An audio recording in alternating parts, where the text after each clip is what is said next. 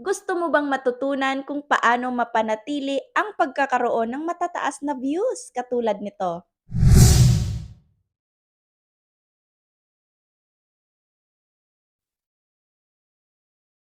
Wow! Kung gusto mong malaman kung paano, halika, panoorin mo itong video na 'to. So yun na nga 'no, sinabi ko na sa last video ko na hindi na po natin kailangang i-prioritize ang pagpaparami ng followers kung na-reach na natin ang 5K followers dito sa ating main profile. Kung gamit mo naman ay Facebook page, pwede ka pa ring humakot ng follower until ma-reach mo yung 10,000 followers. Oo, mamo-monetize ka nun, oo. Well, dito tayo mag-focus sa ating main profile muna, ano? So, paano ko nga ba napanatili ang pagkakaroon ng matataas na views and napanatili kong green ang aking professional dashboard? Oo, no? So, wag na nating patagalin pa. Simulan na natin.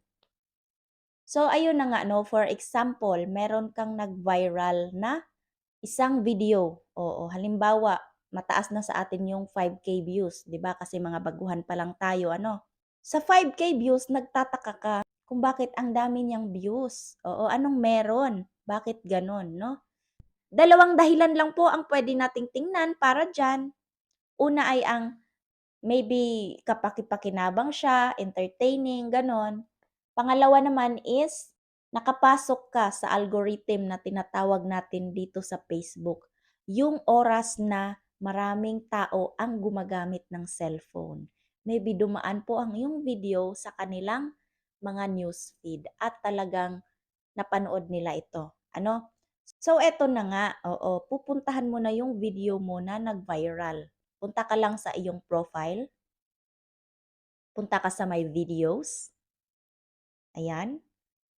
Hayaan mo na po yang iba na video ko kasi mga live po yan kaya mababa ang views. Oo, hindi pa po ako masyadong popular kaya mababa pa po siya. Pero dito tayo mag-focus sa ating long form video. Ayan, once na nakita mo na yung nag-viral mo na video, tingnan mo po kung anong oras mo siya pinost. At yang oras na yan, yan na yung i-maintain mong oras kung kailan ka ulit magpo-post. O halimbawa kinabukasan may bagong content ka. So yan na yung oras na magpo-post ka po palagi. Oo, no?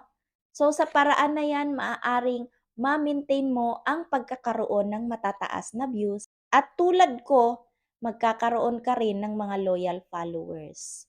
Oops!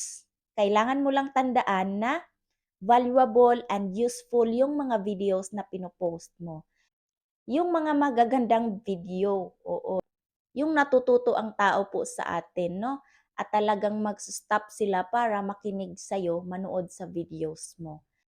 So, yun lamang po. I hope na nagkaroon ka na naman ng idea sa information na inihatid ko sa'yo. At kung nagustuhan mo itong video na to, please po paki-like, share, and mag-comment ka na rin kung may mga information ka pang gustong malaman para magawa natin ng content sa mga susunod na araw. At yun lang. See you on my next vlog!